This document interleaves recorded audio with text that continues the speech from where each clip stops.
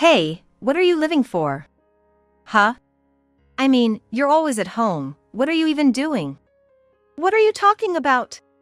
I'm the one who does everything around the house. Where exactly? Ever since my husband was hospitalized, his child from a previous marriage has been treating me like a housemaid, and despite being a college student, spends all her time playing and hardly ever attends school. How on earth did she get the idea that I do nothing? Just calm down, will you? What? A lecture? No, it's not like that. The stepchild's face turned red, almost like a red demon. She has always had a tendency to immediately raise her voice and hysterically blame me at the slightest displeasure. Huh? It's your fault Dad's in the hospital again, isn't it? Don't mess with me. Why would it be my fault? I heard it's because of overwork. That's not true. It is. It's your fault. It's headache-inducing to be blamed in such a shrill voice without being listened to. To begin with, my husband's hospitalization is due to an illness he had before. Where did she get her misunderstanding? It seems futile to say anything right now. Since we're at it, I've wanted to say this for a while. You married Dad for his money, didn't you? That's not true. Just because you're somewhat attractive, you seduced Dad for his money, you shameless woman. The stepchild's tirade was unstoppable, and it seemed she might resort to physical violence at any moment. She also fails to grasp the most crucial point. I'm the one paying for her tuition, bills, even the rent for the house we live in. Have anything to say? Well, yeah. And then, she said something she shouldn't have. Like father, like son, huh? Having such a person as my sibling is the worst. He doesn't even show his face at home. Maybe he's dead for all I know? We remarried, each having children from previous relationships. I couldn't stay silent when my son was insulted like that. There are things that are okay to say and things that are not. I felt something snap inside me. I intended to keep things peaceful for my husband's sake, but it seemed impossible. You've said something you shouldn't have. Huh? What's that supposed to mean, creepy? What are you gonna do about it, you useless old woman? I see. I thought a thorough punishment was necessary. Not something half-hearted. It's necessary to ensure she never defies me again. Not I see it all. That's when I stopped all the payments. This included the cost of my husband's surgery. As a result, the stepchild would lose everything. I'm Linda Taylor, turning 47 this year. Last year, I remarried with Mike. However, both of us had children from our previous marriages. Mike has a daughter, Emily, who's a student in college, and I have a son, Ethan, who's graduating from college next year. I found myself reminiscing about how I met Mike. Meeting Mike was purely coincidental. Honestly, I never thought I'd remarry at this age. Currently, I import and sell items online. That alone was enough for the business to thrive, but I strongly felt I wanted customers to physically handle the products. That's when I took notice of the variety store managed by Mike. Excuse me. Yes? Can I help you? Actually, I am a business owner. I said so, handing over my business card. Oh, you're the owner. Sorry for being so sudden. Because it was such a charming shop, I thought I'd like to have the goods I sourced from here. Mike seemed to be looking for some change as well, and luckily, we ended up signing a contract right there. After that, things went smoothly, and the products started selling quickly. As if in tandem, our relationship also progressed, and within a year of meeting, we were discussing marriage. I'm really happy, but I'm not getting any younger. I feel the same way. And I haven't mentioned it until now, but I have a son who's graduating from college next year, you know? I have a daughter about the same age, so it's pretty much the same situation. On delving deeper, it turned out Mike's previous wife had passed away. Hearing such a story made it hard for me to feel indifferent. I formally accepted Mike's proposal, and we decided to remarry. However, it wasn't without its issues. This is a bit hard to say, but could you not tell my daughter about your work? I'll do so if that's what you want. Is there any reason? Well, you'll understand once you meet her. Okay, I got it. This led to my first meeting with Mike's daughter, Emily. Nice to meet you. I'm Linda Taylor. Mike and I. Before I could finish, Emily cut in. No need for introductions. Just don't cause me any trouble. Hey. That's no way to speak. Then Emily apologized to me. However, it seemed she really disliked the idea, retreating to her room. Are you sure this is okay? It's fine. You remember what we talked about before, right? The thing about work? Yeah. Well, it's like she has a lot of pride, I guess. I quickly realized. She must really like you, Mike. Do you think so? What else? Maybe she felt like she was losing you. Emily is not a little kid anymore. She should understand that. I hope so. Eventually, we got married. Though our first meeting was the worst, once we started living together, Emily began to show consideration. I thought we could finally feel secure. In fact, during a simple family dinner, no particular problems arose. This marked the beginning of our life as a family of 4. What should I call you? Whatever you're comfortable with is fine. Then, can I call you Linda? Mom still feels a bit awkward. If that's what you prefer. And just call me Emily. Though there were moments of hesitation, Emily started to engage more actively. Having once wished for a daughter, this made me incredibly happy. However, there was one person who viewed our relationship with skepticism. That was Ethan. Mom, can we talk? What's up? It's about Emily. Ethan suddenly lowered his voice. You might want to be cautious. Cautious about what? I can't say specifically, but honestly, it's hard to know what she's thinking. Do you think so? I've given my warning, okay? Okay. Ethan has always been observant from a young age. He is able to intuitively spot troublesome people. I once dated someone who turned out to be a habitual debtor. And it was Ethan who advised me to break it off. Of course, I understood what he was saying, but we had only been living together for about 2 months. So I tried not to think too deeply about it. But as the new year dawned, Ethan's graduation from college was just around the corner. By the way, have you figured out where you're gonna live? Pretty much decided. Found some affordable places near the company. Really? Have you told your dad yet? Yeah, I've talked to him. Planning to move around mid-March. Ethan always takes care of everything himself, without needing me to say anything. So I wasn't too worried. My main concern was Emily. I couldn't help but sigh when comparing her to Ethan. You're thinking about Emily, aren't you? Yeah. Well, yeah. Hasn't she come back yet? Now that you mention it, she hasn't. Really have no clue what she's thinking. Emily returned after midnight. I'm home. Where have you been? You didn't answer your phone. Dad was worried too. Doesn't matter where I was. Mike tried to stop Emily as she headed to her room. Wait. First, why are you so late? Just hung out with friends and got back late. You should at least let us know. If this keeps happening, we'll have to set a curfew. Huh? Why? Well, it makes sense. Now, Emily even started being snarky to Ethan. They were never close, but it had gotten worse recently. However, I didn't yet realize that this was merely the prelude to what was coming. That night ended unsatisfactorily with Emily locking herself in her room.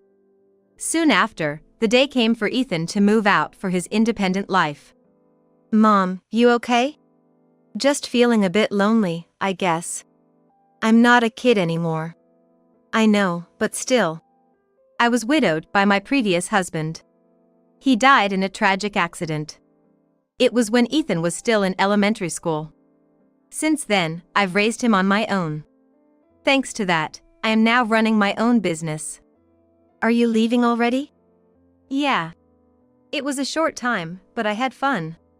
Take care of Mom for me. Leave it to me. Come back anytime. Will do. It was a touching moment, but Emily was the one to dampen the mood. Emily, don't you want to say anything? Not really anything to say. She kept fiddling with her smartphone, not looking up. Ethan seemed exasperated. Well, all I can say is, don't trouble Mom and Dad. Huh? What's that supposed to mean? Just do your best, okay? I know. By then. With that, Ethan left. Soon after, Emily went out too. Where are you going? Out with friends. When will you be back? Why do I have to tell you that? Don't be late. I know, see you. Mike and I exchanged glances.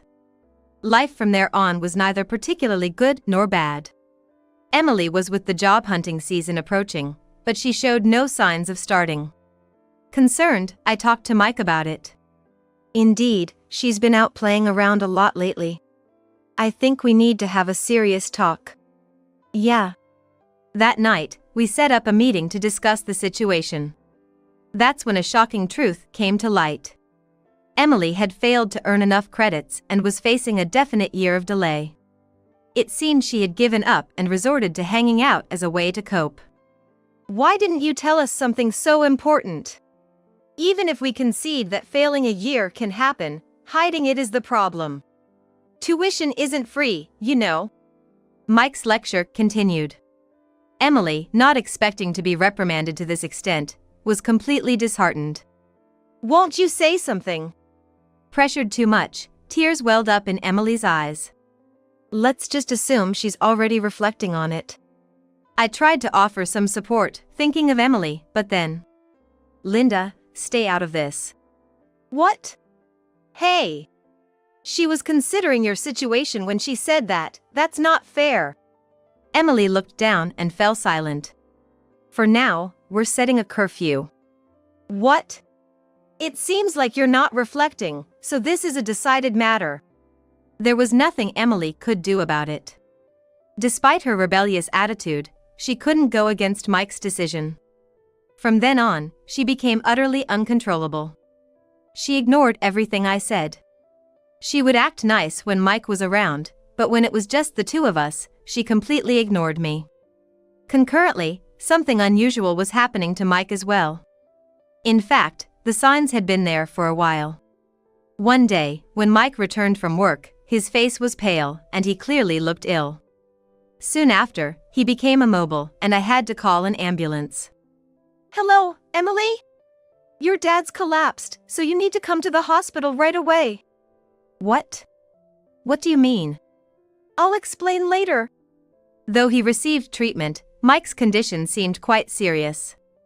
As a result, he was hospitalized.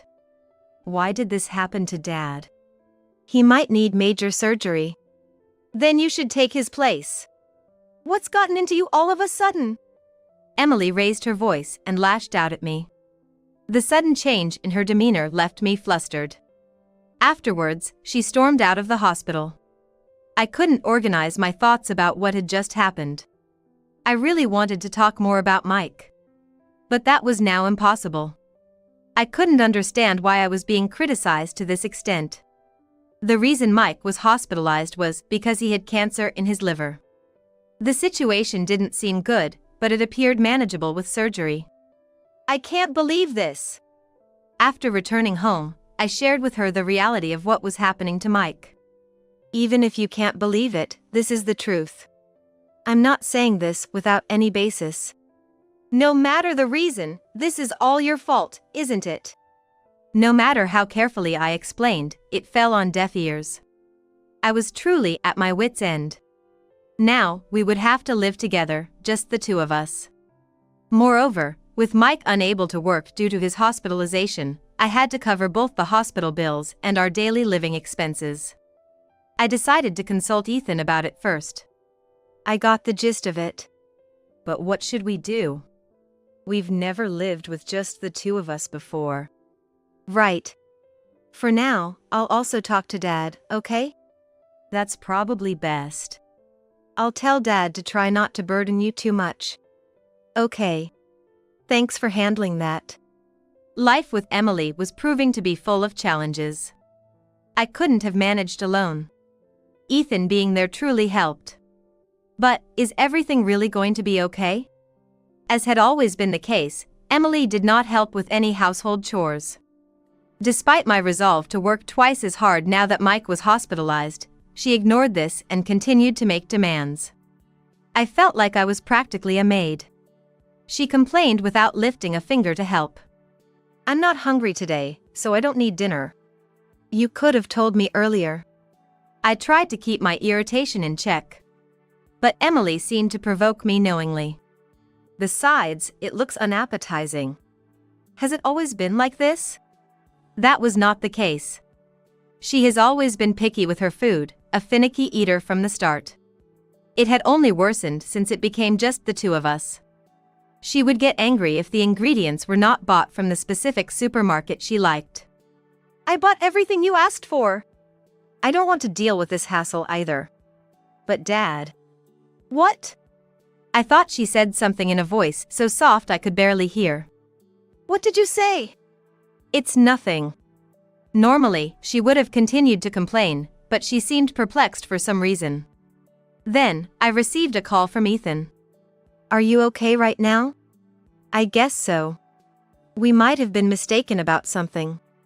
What are you talking about? I'm not sure yet. What are you talking about? I don't understand. Yeah, exactly. Anyway, it seems we might have been deceived.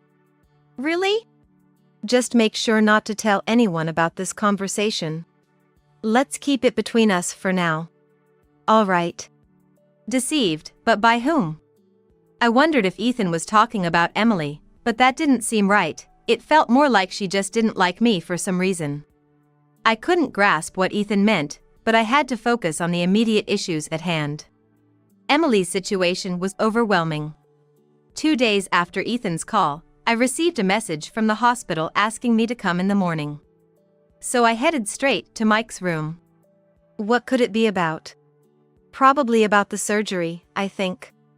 I see. And how are you feeling now? Much better. That's good to hear. So did Ethan say anything? Ethan? That reminded me of the call from Ethan. No, he didn't say anything special. I see. Is there something you're worried about? Not really, but... It felt like he was being unusually cautious, almost fearful. Then, the surgery was scheduled for 2 weeks later. I guess I will cause trouble to you again. You don't need to worry about that. Just focus on yourself right now. Thanks. That really helps. I hoped that the surgery would improve his condition. When I told Emily about the surgery that night. I see. Got it. She then went straight to her room. I had expected more of a reaction, but she was surprisingly subdued. She used to hurl harsh words at me almost daily, but suddenly, it all stopped. It would be great if this led to peace. But that only lasted until the surgery was over. On the day of the surgery, Emily and I went to the hospital room together. It was the first time we had come to the hospital, just the two of us, since Mike had been hospitalized. I'm glad the surgery went well. Yeah. Emily seemed relieved too. Mike woke up and we were able to talk a bit. However, I had to leave the room because of a phone call, leaving Emily behind. When I returned to the hospital room, I heard Mike's voice sounding angry at Emily. Despite the surgery just having been completed, I worried that excitement might be bad for him, so I opened the door. Is everything okay? Yeah, it's fine. Just checking if she's been going to school properly, right? Yeah. Well, if that's the case. But would that conversation have made Emily look almost like she was going to cry? I wondered if they were actually talking about something else. However, I couldn't ask under the circumstances. Anyway, you just had surgery today, so make sure to rest. Yeah, I will. Emily, don't forget what we talked about earlier. Emily silently nodded. It was on the way back home. I dared to ask about their hospital conversation. What were you talking about at the hospital? I don't need to tell you that. You don't have to be like that. I was trying to improve my relationship with Emily, but it seemed not to be going well. And why Emily was so hostile towards me became increasingly clear. And at the same time, it ignited a flame of vengeance within me. Ultimately, my relationship with Emily remained unchanged. In fact, her hostility towards me seemed to become even more blatant than before. This change occurred after Mike's surgery was successfully completed. 3 months later, Mike was able to be discharged from the hospital. The doctor was amazed at his recovery. I didn't expect you to be discharged this soon. I'm surprised by my own body too. You'll still need to take it easy for a while. I know, but I'm worried about the shop. I've been so preoccupied with my own issues, so I haven't been able to help with that. Should I help you? No, that's okay. I'll handle it. But really, it's fine. Leave it to me. If you insist. I thought it was odd how he was so insistent on doing everything by himself. I hoped that Emily would calm down and things would become a bit more peaceful with Mike's return home, but that was not the case at all. Less than a month later, his condition worsened, leading to another hospitalization. Perhaps he had overexerted himself before fully recovering. The primary issue, however, was that his liver, which had been operated on, wasn't in good condition. And then, it was the night he was readmitted. Hey, what are you living for? Huh? I mean, you're always at home. What are you even doing? What are you talking about? I'm the one who does everything around the house. Where exactly? No matter what I say, she doesn't listen at all. What does she really want? Just calm down, will you? What? A lecture? No, it's not like that. Emily's face turned red, almost like a red demon. She had raised her voice and blamed me hysterically before, but this was beyond comparison. Huh? It's your fault Dad's in the hospital again, isn't it? Don't mess with me. Why would it be my fault? I heard it was because of overwork. That's not true. It is. It's your fault. The reason he's hospitalized is because of a worsening liver condition. It's headache-inducing to be blamed in such a shrill voice without being listened to. The true cause of his hospitalization was a pre-existing chronic illness. Where did she get her misunderstanding? It seemed like nothing I could say would be accepted. I've wanted to say this for a while now, but you married Dad for his money, didn't you? That's ridiculous. Just because you're somewhat attractive, you seduced Dad for his money, you shameless woman. Emily's tirade was unstoppable, and it seemed she might become physically aggressive at any moment. She was missing the most crucial point. I was the one paying for Emily's college tuition, phone bills, even the rent for the house we live in. Have anything to say? Well, yeah. And then Emily said something she shouldn't have. Like father, like son, huh? Having someone like that for my brother is the worst. Ethan doesn't even show his face at home. Maybe he's dead for all I know. We remarried, each having children from previous relationships. I couldn't stay silent when Ethan was insulted like that. There are things that are okay to say and things that are not. I felt something snap inside me. I intended to keep things peaceful for Mike's sake, but it seemed impossible now. You've said something you shouldn't have. Huh? What's that supposed to mean, creepy? What are you gonna do about it, you useless old woman? I see. I thought a thorough punishment was necessary. Not something half-hearted. It's necessary to ensure she never defies me again. Not I see at all. That's when I decided to stop all payments.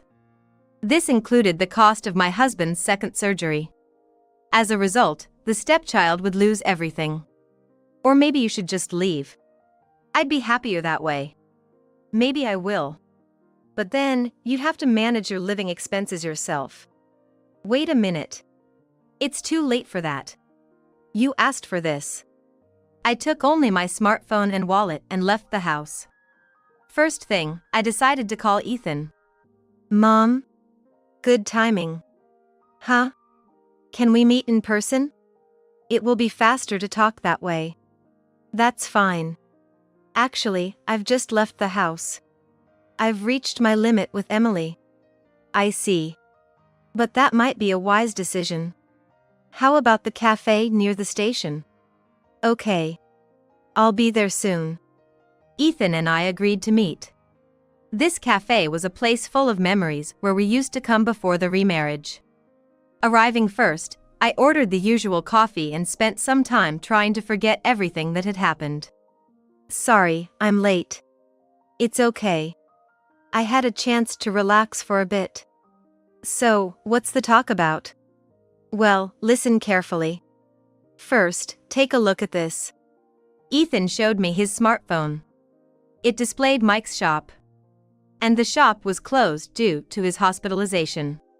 What about it? Yeah, you might not understand like this. Let me zoom in. Zooming in, there was a notice in the center of the shutter. Seeing it felt like my heart was being gripped. This means, as you can see, it's been put up for sale. When?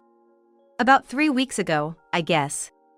That was around the time Mike was hospitalized for the second time. But I don't understand why he would do something like this. I can't say for sure either.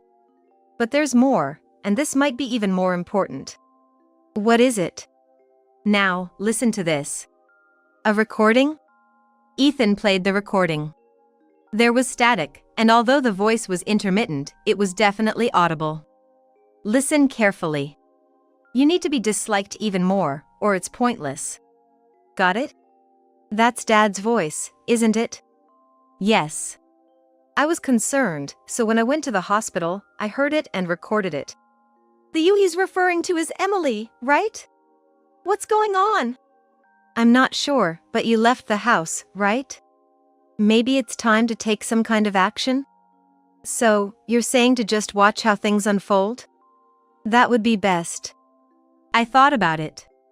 What if all of Emily's harsh words towards me were under Mike's instruction? I felt chills all over my body. This must have been what Ethan meant when he said we might have been deceived.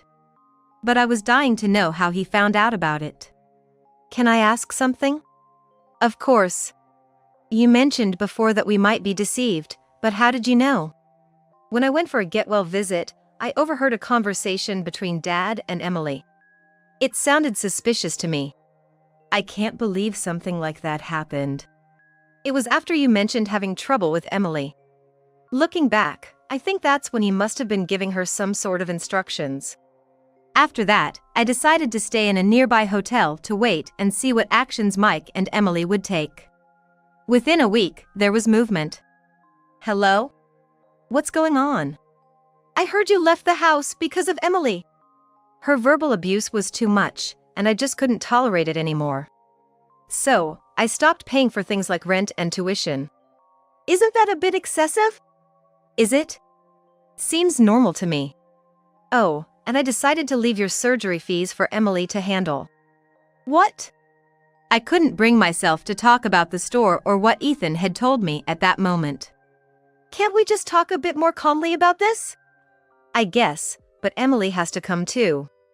I'll make sure to contact Emily myself. So, we decided to have another discussion. 3 days after the call, I went to the hospital with Ethan. This should clear everything up. Like a final showdown, maybe. Could be. When we entered Mike's room, Emily was already there. Ethan's here too? Yeah. So, what's this about? I've given Emily a stern warning, so I hope you can forgive her this time. You've reflected enough, right? Emily didn't respond. Are you really sorry? What do you say? I asked Emily, but she kept looking down. I have a question too. The shop is up for sale, right?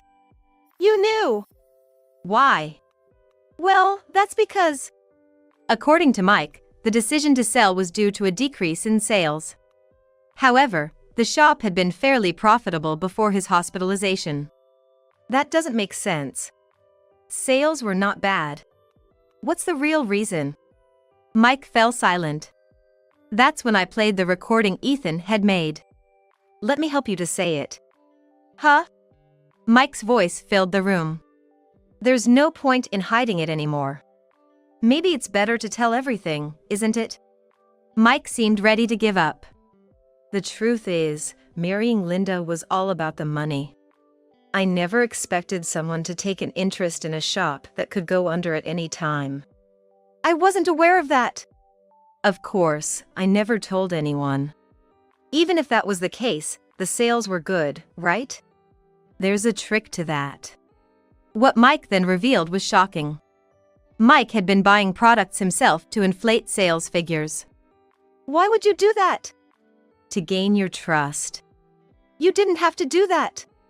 But why involve Emily? To divert suspicion and garner sympathy for my surgery. I was really strapped for cash when I met you, Linda. So, you used Emily. How much did you know, Emily? I knew nothing. I just did as Dad told me. But that seemed excessive. In fact, Emily, trying to adhere strictly to what Mike told her, ended up going too far. Given she was acting on instructions, it's understandable she might become hysterical, absorbing all my directed hate. Mike also scolded her to fully play the villain. However, that didn't mean I was ready to forgive everything. But why sell the shop? Maybe as collateral for a loan. Exactly. I was at a loss for words. A simple consultation could have avoided all these roundabout measures. Now we see who the real villain is. Indeed. What?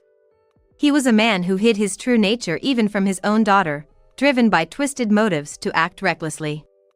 Sadly, I can no longer live with you guys. Wait. At least let's talk. We've talked enough. From now on, you're on your own. Surgery costs, tuition, rent, everything. It was when Ethan and I were about to leave the hospital room. Emily started complaining to Mike in a shrill voice. Ethan and I exchanged looks. Who do you think caused all this? I did everything you told me to. This is absurd. It's because you went too far. If you had just followed my instructions. Huh? I did what you told me, and this happened. A distressing parent-child argument unfolded. Maybe take this argument somewhere else? This is a hospital, after all. It's disturbing. You be quiet. This is partly your fault. I sighed deeply. I was willing to forgive if you had a Hey, what are you living for? Huh? I mean, you're always at home. What are you even doing? What are you talking about? I'm the one who does everything around the house. Where exactly? Ever since my husband was hospitalized, his child from a previous marriage has been treating me like a housemaid, and despite being a college student, spends all her time playing and hardly ever attends school. How on earth did she get the idea that I do nothing? Just calm down, will you? What? A lecture? No, it's not like that. The stepchild's face turned red, almost like a red demon. She has always had a tendency to immediately raise her voice and hysterically blame me at the slightest displeasure. Huh? It's your fault Dad's in the hospital again, isn't it? Don't mess with me. Why would it be my fault?